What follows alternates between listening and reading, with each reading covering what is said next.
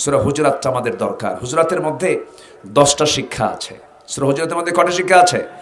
10টা শিক্ষা। সময় হয়তো পাবো না আমি এবছর, একটু সংক্ষিপ্ত সময়ে আমি চান্স পেয়েছি, আমি সময় নিয়ে এসেছিলাম। তো যাই হোক, আপনারা আসতেও দেরি করেছেন। আবার আজকের এই দিনে একাধিক কিছু প্রোগ্রাম থাকার কারণে জনসমাগম আরো হওয়ার কথা ছিল। যতটুকু হয়েছে আমরা বলে ফেলি আলহামদুলিল্লাহ। জোরে বলি আলহামদুলিল্লাহ। আল্লাহ রাব্বুল আলামিন 10টা হুকুম দিয়েছেন এই সূরার মধ্যে। নাম্বার 1 হলো আল্লাহ রাব্বুল আলামিন প্রথম হুকুমটা দিয়েছেন, যখন কোনো ফাসিক ব্যক্তি তোমার কাছে সংবাদ জানতে চাবে, তোমার কাছে সংবাদ যখন নিয়ে আসবে, সেই সময় তোমরা এটাকে যাচাই করো, ফাতাবাইয়ানু, এটাকে ডিসকাস করো। আল্লাহ রাব্বুল আলামিন বলেন, ইয়া আইয়ুহাল্লাযীনা আমানু ইন জাআকুম ফাসিকুম বিনাবাইন ফাতাবাইয়ানু। জোরে বলি আল্লাহু আকবার। তোমার কাছে যখন কোনো ফাসিক ব্যক্তি সংবাদ নিয়ে আসবে, এই সংবাদকে আগেই তুমি প্রচার না করে আগে তদন্ত করে দেখো। এই জন্য প্রত্যেক ইমানদার তদন্ত কর্মকর্তা হওয়ার দরকার আছে না নাই? তদন্ত কর্মকর্তা শুধু তদন্ত করবে না, ইমানদারেরও তদন্ত করার দরকার আছে না নাই? এক নিউজ পাইলাম আর প্রচার করে দিলাম, এটার নাম ইমানদার নয়। আল্লাহ বলছেন ফাতাবাইয়ানু, আগে ডিসকাস করো, সত্য যাচাই করো। এমনি একটা কথা শুনেই প্রচার করতে যেও না। কার কথা? আল্লাহর কথা।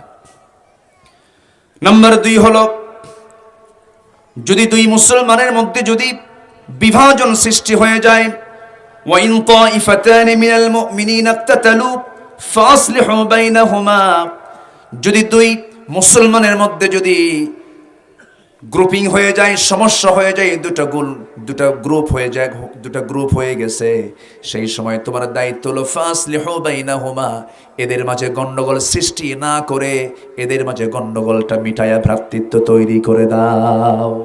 জোরে বলি সুবহানাল্লাহ। সমাজে কিছু লোক আছে, ভ্রাতৃত্ব দূরের কথা, যে প্যাঁচ লাগছে ওই প্যাঁচ আরো শক্ত করে লাগায় দেয়। আছে না নাই? গ্রামে গঞ্জে এগুলো কম না বেশি? বেশি। আমি কি শেষ করে দেবো আলোচনা? তো 2-1 জন করে ওঠেন কেন? এই যে বসেন, ওঠা যাবে না? আমরা একসঙ্গে দোয়া করবো তো। জোরে বলি ইনশাআল্লাহ। আমরা এখানে নামাজ পড়বো এই উম্মতের জন্য। পৃথিবীর সব জায়গায় সেজদার জায়গা, আল্লাহু আকবার বলেন। আমরা এখানে নামাজ পড়বো, আল্লাহ কবুল করুন। জোরে বলি আমিন। নাম্বার 3 হলো ওয়াকসিতু, তোমরা ন্যায় বিচার করবে। যেখানেই যাবে ন্যায় বিচারের জন্য ঠিক থেকে যায়। সাইয়েদনা ওমর ফারুক রাদিয়াল্লাহু তাআলা আনহু অর্ধ দুনিয়ার শাসনকর্তা, 40টা রাষ্ট্র তিনি চালান। তিনি একদিন ঘোড়া কিনতে গেছেন। এখন যেমন মানুষ ঘোড়া কিনতে যায়, গাড়ি কিনতে যায়, আগে মানুষ কি কিনতে যেত? ঘোড়া কিনতে যেত। ঘোড়া কিনতে গেছেন, ঘোড়া কিনেছেন, দামাদামি ঠিক করে দামটাও দিয়ে দিয়েছেন। ঘোড়া দেখে শুনে কিনে নিয়েছেন, সুস্থ ঘোড়া। ঘোড়াটাকে নিয়ে তিনি বাড়ির দিকে আসতেছেন। হঠাৎ করে ঘোড়ার 4টা পা অকেজ হয়ে ঘোড়াটা বসে গেছে 4-5 মাইল চলতে নিয়েই। উনি রাগ করলেন, খেপে গেলেন, এসে বলছেন, ঘোড়াওয়ালা তুমি আমাকে অকেজো ঘোড়া দিয়েছ, অসুস্থ ঘোড়া দিয়েছ, এই ঘোড়া আমি নেব না, ঘোড়াটা তুমি ফেরত নিয়ে নাও। সঙ্গে সঙ্গে ঘোড়াওয়ালা বলতেছে, ঘোড়া বিক্রেতা বলতেছে, আমিরুল মুমিনিন, আমি যখন আপনাকে ঘোড়াটা দিয়েছি আপনি কি দেখে নেন না? হ্যাঁ দেখে নিয়েছি। সুস্থ না অসুস্থ? সুস্থ। কিন্তু সুস্থ হলে হবে কি, অসুস্থ হয়ে গেছে, আমি এটা ফেরত দেব, তুমি নিয়ে নাও। ঘোড়াওয়ালা বলতেছেন, আমি ফেরত নেব না। দুজন দুই দিকে। প্রথম ঘোড়াওয়ালা প্রস্তাব দিচ্ছে, আমিরুল মুমিনিন আপনার কথাও ঠিক নাই, আমার কথাও ঠিক নাই, দুইজনই বেঠিক, কারণ দুইজন দুই রকম কথা বলছি। এটা ঠিক করার জন্য আমি মনে হয় আদালতের শরণাপন্ন হলেই মনে হয় ফয়সালা হবে, আমি আদালতে বিচার দিয়ে দিলাম। সাইয়েদনা ওমর ফারুক মুস্কি হাসি মেরে বললেন, চলো আদালতে যাই। সুবহানাল্লাহ বলবেন না? চলো আদালতে যাই। একটা ঘোড়াওয়ালা বলতেছে আদালতে যাই, খলিফা বলতেছেন কি চলো। আইন সবার জন্য, আইন সবার জন্য। ওয়া আকসিতু ইয়াদিলু হুয়া আকরাবু লিত্তাকওয়া, ইতিদাল করে, এটাই হচ্ছে সবচাইতে শ্রেষ্ঠ তাকওয়া। চলে গেছেন, আদালতে চলে গেলেন। আদালতে যাওয়ার পরে আদালতের বিচারপতি সাইয়েদনা ওমর ফারুক দেখলেন। দেখে মাত্রই তিনি দাঁড়ায় গেছেন। সালামুন আলাইক ইয়া আমিরাল মুমিনিন, আপনি এই জায়গায় কেন, কি হয়েছে, আপনি কেন আসছেন? তিনি বলছেন, আমাকে এই জায়গায় আমিরুল মুমিনিন মনে করবা না, আমাকে একজন বিচার প্রার্থী মনে করো। এই যে সমস্যা, কি রায় হয় দিয়ে দাও। সঙ্গে সঙ্গে বিচারপতির নাম হলো ওই কাজী শুরাইহ ইবনুল হারিস আল কিন্দি রাহমাতুল্লাহ আলাইহি, যিনি 100 বছর হায়াত পেয়েছিলেন। তিনি সাইয়েদনা ওমর ফারুকের বিরুদ্ধে রায় দিয়ে দিলেন। সেই দিন বলে ফেললেন, আমিরুল মুমিনিন, দুজনের কথাই শুনলাম, আমি আপনাকে একটা প্রশ্ন করব। আমি আপনার সামনে দাঁড়ানো, আপনি আমার সামনে দাঁড়ানো, এই জায়গা থেকে বাড়ি পর্যন্ত সুস্থ অবস্থা আপনিও যেতে পারবেন, আমিও যেতে পারবো, তার কোনো গ্যারান্টি আছে নাকি? নাই, গ্যারান্টি নাই। তাই যদি হয় যে ঘোড়াটা আপনি নিয়েছেন, সুস্থ অবস্থায় নিয়েছেন, আপনার মালিকানা যাওয়ার পর অসুস্থ হয়েছে, সেই ঘোড়াটা আপনি কেন ঘোড়াওয়ালাকে ফেরত দিবেন? এটা ঠিক হবে না। সেইদিন ওমর ফারুক কোনো কথা বললেন না, মুস্কি হাসি মেরে মাথা নিচু করে বাড়িতে চলে গেলেন। পরের দিন মাজলিসে শুরার বৈঠকে সবাইকে সামনে রেখে বললেন, শোনো, একজন বিচারপতি পেয়েছি যার খুব সাহস, যে ওমর ফারুকের বিরুদ্ধে পর্যন্ত রায় দিতে পারে। তাকে আঞ্চলিক বিচারপতি না বানায়া, তাকে আমি এই মুহূর্তে তোমাদেরকে সাক্ষী রেখে প্রধান বিচারপতি বানায়া দিলাম। যেরকম সুবহানাল্লাহ। বিচার কি আইন সবার জন্য, ওয়া আকসিতু, এটাকে সমান করো। একই ট্রাইব্যুনাল, এই ট্রাইব্যুনালে আল্লামা সাইদিকে তুলে জোর করে যাবজ্জীবন কারাদণ্ড দিয়েছিল। সে একই জায়গায় যারা দিয়েছিল, যারা আইন করেছিল, তারা এখন ঘোরাফেরা করতেছে। ঠিক কি না? কার ফয়সালা? আসতে বলবেন না, কার ফয়সালা? আল্লাহ আছে, আল্লাহ আছেন না নাই? ওরা ভাবছিল আল্লাহ নাই, ওরা তাই ভাবেছিল আমাদের রুখবে কে? আমাদের দিল্লি আছে, আমাদের রাশা আছে, আমাদের আমেরিকা আছে। না, আমাদের কাকে দরকার? বলবেন আমাদের কারে দরকার? আল্লাহকে দরকার। আমার বন্ধুগণ,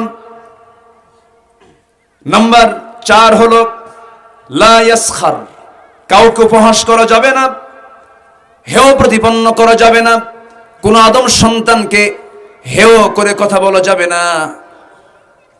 ওয়ালাকাদ কাররামনা বানি আদম, আমি আদম সন্তানকে সম্মান দিয়েছি, সম্মান করো, কাউকে ছোট চোখে দেখো না, হেয় করো না। নাম্বার 5 হলো কোন নারী অপর নারীকেও যেন উপহাস না করে। আল্লাহ পাক নারীদেরকে এটা সুন্দর করে পয়েন্ট আউট করে দিলেন। নাম্বার 6 হলো ওয়ালা তালমিজু, কাউকে অপমান করবে না, কাউকে তুচ্ছ করে কথা বলবে না, লম্বাকে লম্বা বলে তাকে হেয় করবে না, খাটোকে খাটো বলে বলবা না, অন্ধকে কানা বলে ডাকবে না, কালোকে কালো বলে ডাকবে না। যার যে সম্মানসূচক শব্দ, সম্মানসূচক নাম প্রয়োগ করে তাকে ডাকো। যদি কিরকম ডাক দেয়, এটা সগীরা গুনাহ না কবিরা গুনাহ? বলেন, সগীরা না কবিরা গুনাহ? কবিরা গুনাহ। এই সূরা হুজরাত প্রত্যেক বাড়িতে এগুলো রাখবেন, তেলাওয়াত রাখবেন, আলোচনা রাখবেন। জোরে বলি ইনশাআল্লাহ। নাম্বার 7 হলো ওয়ালা তানাবাজু, তোমরা একে অপরের প্রতি দোষারোপ করবে না, দোষ চাপায়া দেবে না, বরঞ্চ চেষ্টা করবে কারো দোষকে গোপন করার জন্য।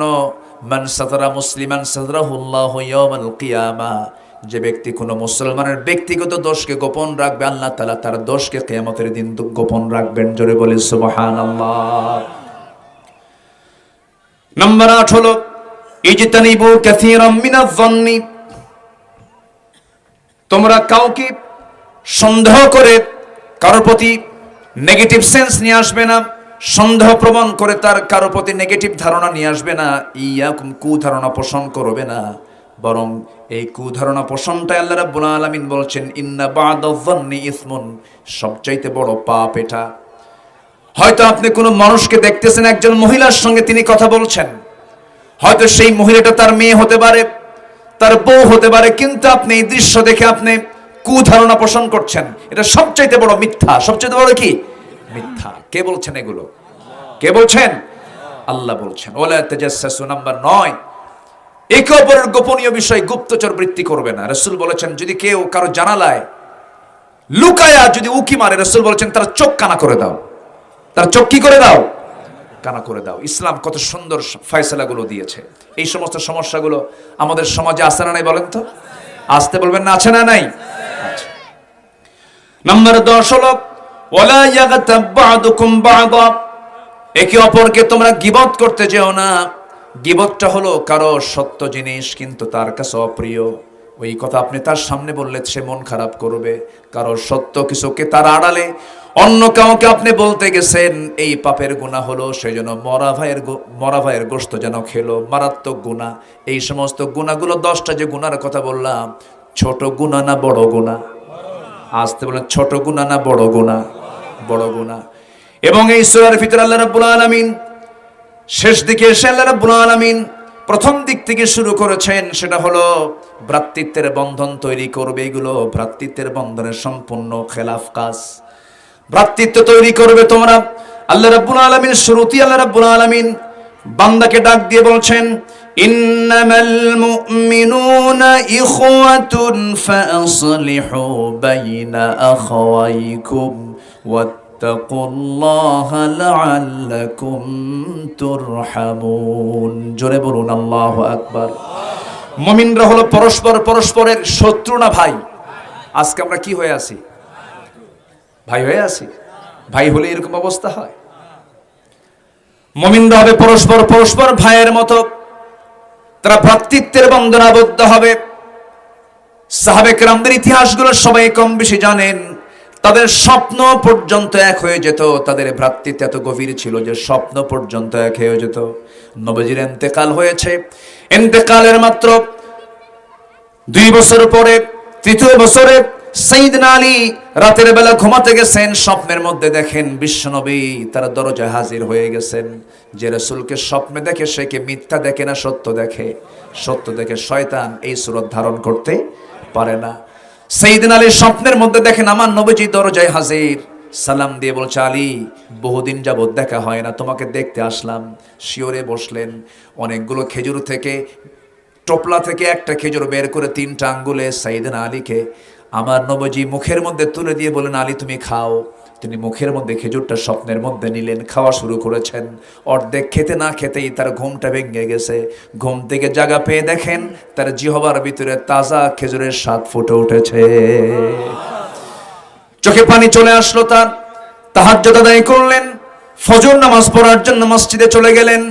তখন খলিফাতুল মুসলিমিন সাইয়েদনা ওমর ফারুক রাদিয়াল্লাহু তাআলা আনহু নামাজে দাঁড়ায় গেছেন। প্রথম কাতারে জায়গা পেলেন না, দ্বিতীয় কাতারে জায়গা পেলেন না আলী, তৃতীয় কাতারে তিনি মাঝখানে দাঁড়ায় গেছেন। নামাজ শুরু হয়ে গেছে। সাইয়েদনা ওমর ফারুক নামাজ পড়াচ্ছেন। একটা আদর্শ রাষ্ট্রের বৈশিষ্ট্য হলো, যিনি শাসক হবেন তিনি নামাজ পড়বেন না পড়াবেন? পড়বেন না পড়াবেন? শাসকের পিছনে নামাজ পড়বে, শাসক কারো পিছনে নামাজ পড়বেন না। এটাই হচ্ছে আদর্শ শাসকের বৈশিষ্ট্য, ইসলামী শাসকের বৈশিষ্ট্য। সাইয়েদনা ওমর ফারুক নামাজ পড়ালেন। নামাজ শেষান্তে দেরি করলেন না। দেখলেন কে যেন এক টোপলা এক কার্টুন খেজুর দিয়ে গেছে হাদিয়া স্বরূপ। সেই কার্টুনটা তিনি হাতের মধ্যে নিলেন, কাউকে দায়িত্ব দিলেন না। হাতে 2টা 3টা করে খেজুর হাতে হাতে দিয়ে যান। প্রথম কাতার শেষ করলেন, দ্বিতীয় কাতার শেষ করলেন, তৃতীয় কাতারে গিয়ে যখন তিনি খেজুর দিচ্ছিলেন, সবাইকে 2-3টা করে খেজুর দিলেন। মাঝখানের তৃতীয় কাতারে মাঝখান পর্যন্ত সবার হাতে হাতে দিয়ে দিলেন। এবার আসলেন আলীর সামনে। আলীর সামনে এসে বলছেন, আলী মুখটা ফাঁকা করো। মুখটা ফাঁকা করলেন। অনেকগুলো খেজুর থেকে একটা খেজুর 3 আঙ্গুলে তুলে নিয়ে মুখের মধ্যে দিয়ে বলেন, আলী তুমি এটা খাও। সাইয়েদনা আলী বলছেন, ভাই আমার, সবার হাতে হাতে 2-3টা করে খেজুর দিলেন, আপনি আমাকে একটা খেজুর তাও মুখে দিলেন, এর কারণটা কি? সাইয়েদনা ওমর ফারুক বলছেন, আলী গত রাত্রে রাসূল যদি তোমাকে একটার বেশি 2টা খেজুর খাওয়া দিতেন, আমিও তোমাকে 2টা খেজুর খাওয়া দিতাম। মানে যে স্বপ্ন আলী দেখেছেন সেই স্বপ্ন ওমর দেখেছেন। আল্লাহু আকবার বলেন। এটাই হচ্ছে মুহাব্বত, ভালোবাসা। এই ভালোবাসার কি জোয়ার চলছে এখন না ভাটা চলছে? ভাটা। এই ভালোবাসার জোয়ার যখন আসবে, ইসলামের জোয়ার তখন চলে আসবে। আল্লাহ তুমি এই ভালোবাসার জোয়ারটা বাড়ায়া দাও, মুহাব্বতের জোয়ারটা বাড়ায়া দাও। জোরে বলি আমিন।